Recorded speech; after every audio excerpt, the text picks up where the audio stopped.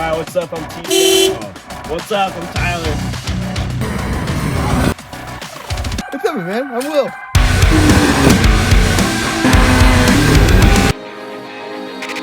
And I'm Jack. What's up, guys? It's Jack from Dirt Floor Garage here. Got out of work early today. Figured I'd give you guys a tour of what we got just around the yard in terms of machines, and give you a little garage tour, show you what's going on here. But right now I got my 2004 Ski-Doo Rev. I don't know what it was before. It was probably like a 600 or maybe an 800. But somebody swapped a 700 out of a ZX chassis into it. So yeah, so it's pretty clean. I believe it's originally from up somewhere around Canada, considering the fact that on the dash it's actually in kilometers, which is kind of cool. But yeah, you know, she's got her typical wear, you know, the good old tape seat. But it's an awesome sled. Skis are great. The only thing I did was I put the bar ends on, the hand guards and the grab strap, and the longer snow flap, which if you own a Rev, I'd highly suggest putting a longer snow flap on. Try to keep that snow up in there. I guess it's a really common issue to have too short of a snow flap. Yeah, on to the next sled here, which is right behind it, which was the first sled I ever built by myself. Kind of cool, but it's a 2003 Polaris Pro X 600. Now this sled has it had a 600 non-vest in it, but as you can see, it has a 700 non-vest swapped into it. It's got a seat and gas tank off of like a 2007, I believe, Dragon 700. It's got the Track USA rail extensions. Just took some gears out of an RMK recently.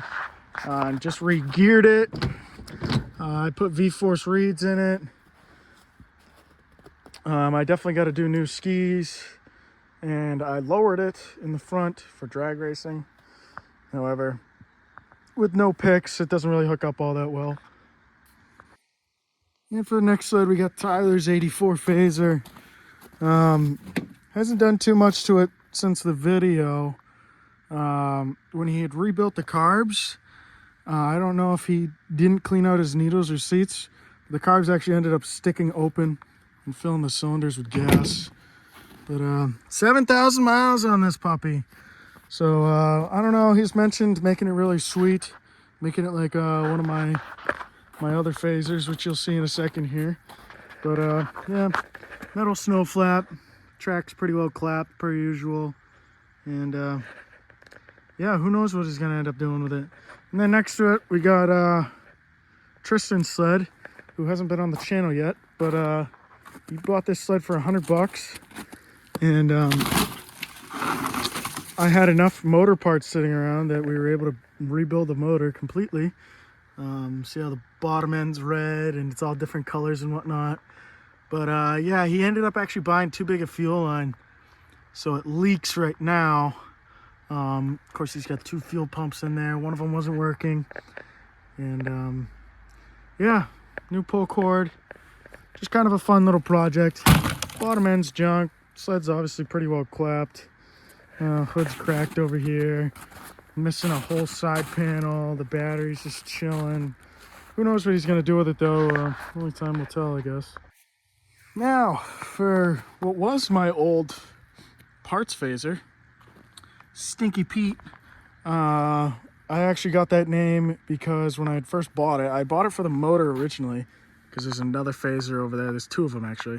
But the phaser right there with the Ski-Doo skis had a bad bottom end, and that bottom end's in that sled. But anyways, bought this one as a parts sled because it had a good motor in it, but everything else was pretty rough. I mean, obviously the hood had a metal bracket, no nose cone, the cowl was all scuffed up. But yeah, my buddy Will really wanted a phaser. So I had this chassis sitting around, and there was just a phaser motor on Facebook Marketplace, which is all this needed. And we went out and picked up the motor and did all that. And Unfortunately, he bought a Rev and no longer has interest in working on this right now, which is no worries. Typically, when it's riding season, you fall out of love with working on them. But then he also ended up putting this center console on and lost spark somehow. So I don't know if there's some plugs up in here that are a little messed up, but got another set of handlebars that we tried to kill switch on, get another CDI or a coil pack, tried that, tried a different key. So I think it's something to do with the key. But yeah, once he finds motivation and we find some time, we'll end up dragging it back into the shop. Of course, it's frozen in the ground right now, but we'll get it running at some point. And then next to Stinky Pete, we got another one of my old sleds. It's a 1993 Ski-Doo MXZ 470. However, it has a 583 swapped into it. Supposedly the 583s are infamous, but this sled has been nothing but nightmares. I was going to sell it, and a buddy of mine wanted it. So rather than selling it to him, I just gave it to him and told him that if he ever wants to sell it, to let me know, and we'll work out a deal then. But yeah, I actually nicknamed this sled Fat Amy. It's taped on the front, but type's a little frozen. But yeah, this sled was my first sled ever. I bought this sled back when I was 16, I believe. And all I've really done to it was clean the carbs. I wasn't running too good, so I did a full gasket rebuild, pistons and rings, and the cylinders all looked good, but could never get this thing running right. And of course, my buddy Tyler had did a carb rebuild, and it ran great. And now he's having problems with the throttle sticking and the primer not working, and a whole bunch of other problems, which is unfortunate. But who knows? Maybe this summer or something he'll decide on whether or not he wants to keep it or get rid of it. And of course, we got Will's Rev. Turns out it's the same year as mine, 2004 600 HOSDI. Yeah, we just did a full rebuild on this pretty much, except for crank. But brand new cylinders, brand new pistons. Got a used head, but it was a lot better than the original one. I might flash some pictures up to show you guys what it looked like. But yeah, he rides this thing pretty hard. He's already been through one belt. Looked a little rough, so we're gonna have to check the clutch alignment and go from there. But other than that, I think he should get a skid plate, because we call him the tree whacker whenever we go out riding, because I mean, he claims he doesn't find the trees, but I think he does. And he ended up actually rolling it the other day, and it's hard to tell, but this handlebar is just a little bent. He says he doesn't notice it, but I think he does. And then next to it, we got a 98 XC600 that me and Tyler actually went in on. We saw it on Facebook Marketplace, thought it was a good deal. We actually got screwed over on this deal. The person that we bought it off of had said that it was only needed a water pump and an oil pump, and then the pull assembly. So I had the old 600 motor from the Pro X. It is the same 600 motor that was in this, and so we swapped everything over just to find out that we have no spark. We changed out the flywheel, changed out the stator, still no spark. So no idea what happened. The kid told us that he had rebuilt it. However, that is not true. A couple of the things he didn't do very well. The only thing the kid did right was he cleaned the carbs. So double check your Facebook Marketplace deals, because you don't want to get screwed over. We've been trying to sell this one for a while now, for the price that we actually got it for, which is $300. But yeah, it's on Facebook Marketplace if anybody's interested. In here is my dad's old shed. It's where we keep a lot of our parts now. As you can see, we got some pipes. We got some things for the flat bottom boat. A couple phaser seats. Bunch of parts in that box. Obviously some carburetors. Some engine straps, wide pipes. We got jacks. We got old Ski-Doo XP parts. Life jacket for the jet skis, phaser cowl. That's actually the Yamaha, the GP338 seat. But in here right now, chilling for this winter, is my 98 Honda XR80. I got this off my uncle, did some work for him, and yeah, he said that it had an oil leak, had a crank, or had a hole in the case, and of course I brought it home, cleaned it up, and couldn't find a hole. Turns out it's not a hole in the case, it is just the seal around the shifter. So this summer when Tyler gets his pit bike up and running, and perhaps Will gets a pit bike, I'll end up riding this, and I'll probably just put some gasket maker around that seal, or if I'm feeling ambitious enough, I'll pop the seal out and put a new one in, so it should be good to go. But yeah, I put some thicker, some brand new diesel oil, so that way it wouldn't drain as fast. But I definitely got to get this wheel trued. It's a brand new wheel, but some of the spokes are a little wonky. But other than that, it's a pretty clean bike. Yeah, these are both my phasers. I don't know what it is about phasers. There's something about them. They look pretty cool to me. My grandfather's first sled he bought was an 87 phaser, which I rebuilt for him, and kept that one all stock. And I've seen all these videos on people doing crazy things with phasers, so I figured I'd want to do it myself. But this one I built myself last year, working out of a woodshed. We're pretty much in a driveway underneath a pop-up. I would have done things a lot different. The mounts for the skid are all wrong. They beat up the tunnel pretty bad. But that will get changed this summer. But other than that, this sled has been pretty awesome. There's a video out there somewhere of this thing actually almost beating Will's sled. But this thing, it's got a DG pipe on it. It's jetted. I put a 7-tooth drive cog on rather than the 8-tooth. It's got a track out of an SVX 700 or the SRX 700 Yamaha. But yeah, did all the painting to this sled. The paint's over a year old now. As you can tell, I've busted some things on it, but she's still going strong. I got the Skidoo Pilot skis. I put BMX bars on it. Excuse me. Tried to put an LED pod on it, but have yet to figure out how to get it to run with an LED pod and not blow. Yes, this actually is the cold air intake. I ran the original airbox up, did a rubber boot to a little piece of plastic, PVC, straight to this oversized air filter. Gets people to look at it. It's kind of funny. Yeah, did a grab strap, Pro Taper bar pad. These are actually pit bike grips. I had to obviously cut the knob off of that one for the throttle to work. I had handguards on here, but they were cheapy Chinese ones, so that didn't work. But yeah, I got this mess here. Choke cable. This is for my headlights. But yeah, I actually took the original gauge cluster and I cut it in half, and then I spun the gauge, so obviously so it would sit upright, so it wouldn't be weird sitting like this. And then I just have it zip tied right to the stem, and it's actually kind of nice knowing what your gauge is.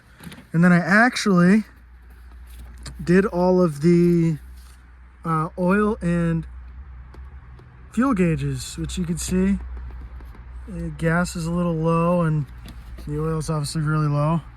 I haven't really ridden this thing too much this year. We did some trail riding over at my uncle's, but when I tactically acquired that sled right there, it came with a plate. And since this is the best running sled and it's a phaser, so it's essentially the same exact thing, except this is a phaser 2. You can tell by the shocks sitting on the outside. But I figured I'd slap a plate on this since this would see the most action. Of course, I redneck made my own snowcross flap, did a Yamaha, and then just tied an Arctic Cat onto it because I guess the old Yamahas are always towing around the Arctic Cats, especially the older ones. But on to this one. This is an interesting sled. And this sled is not done. I'm actually going to go a completely different direction with this sled than I was anticipating. So this is a 89, I believe. Yamaha Mountain Light. When I got it, the seat was totaled. I'll have to pop some pictures up on what that sled, or what this sled had looked like when I had first gotten it. The track is obviously seen better days, but it's all there.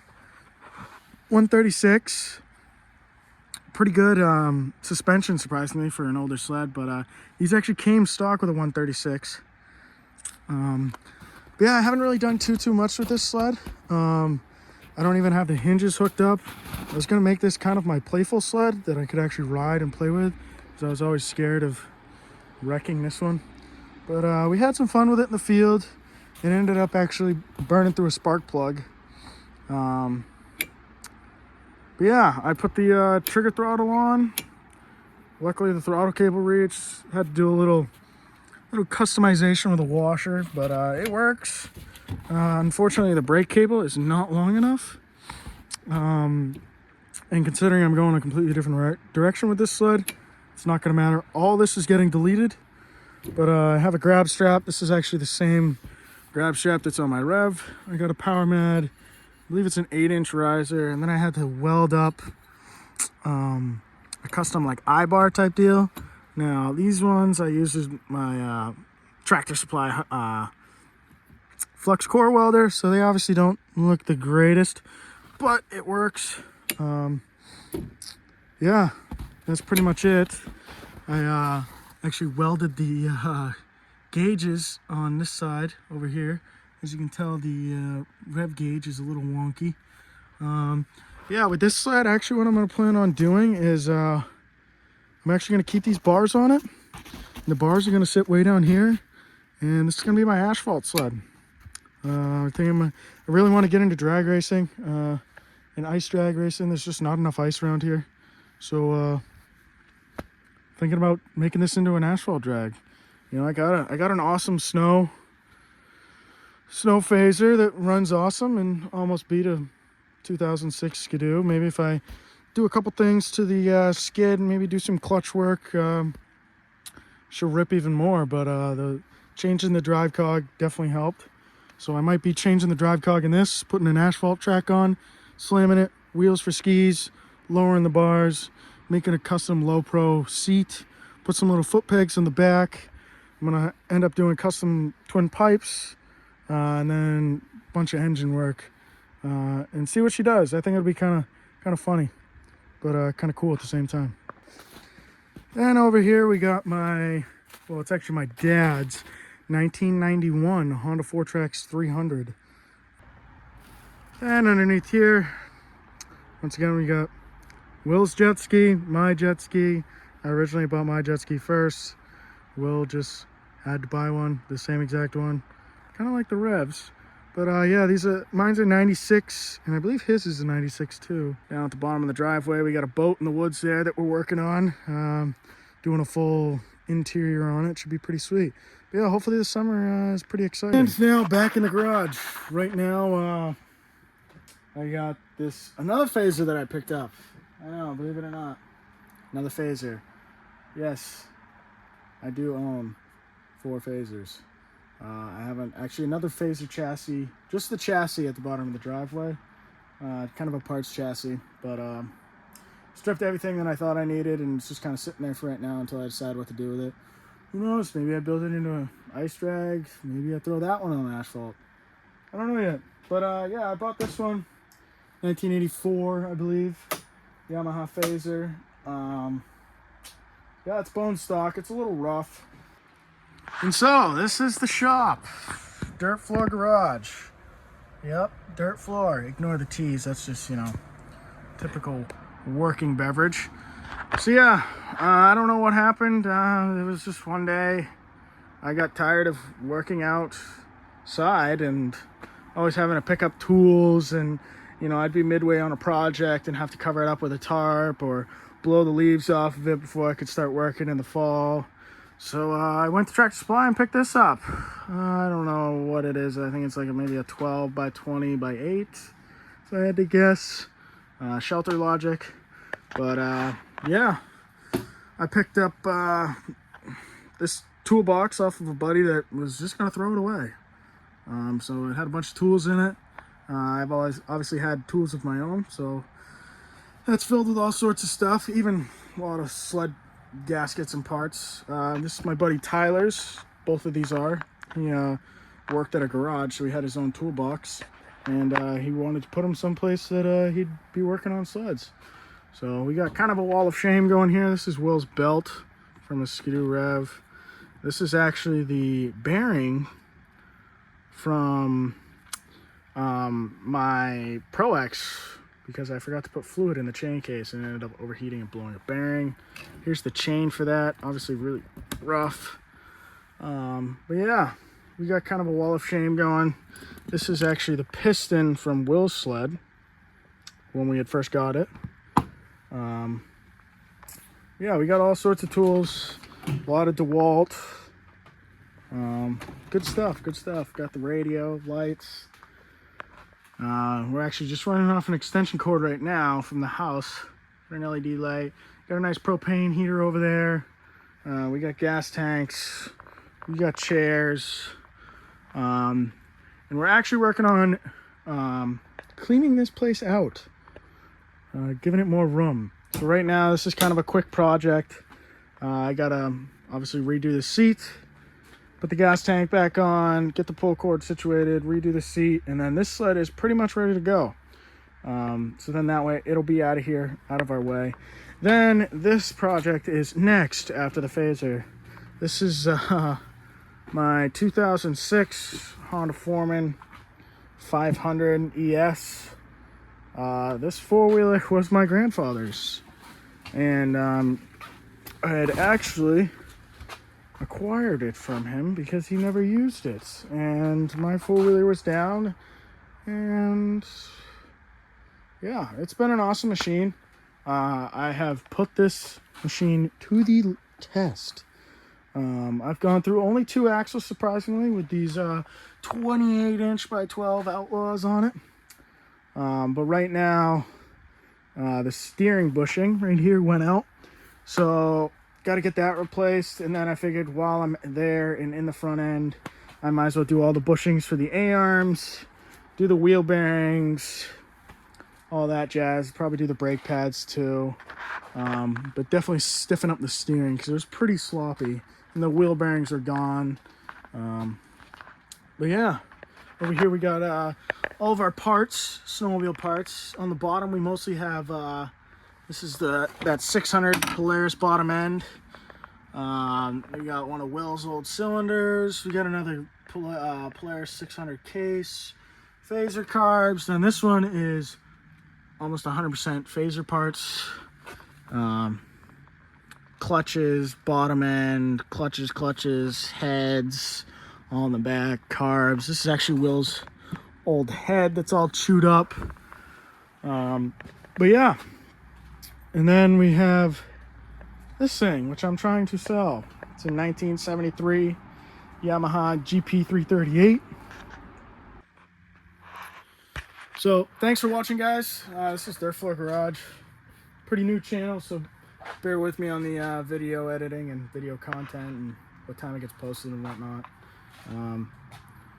But yeah, any questions, anything you guys want to see, just comment down below, and don't forget to like and subscribe. All right, so we'll see you guys on the next one. Thanks for watching.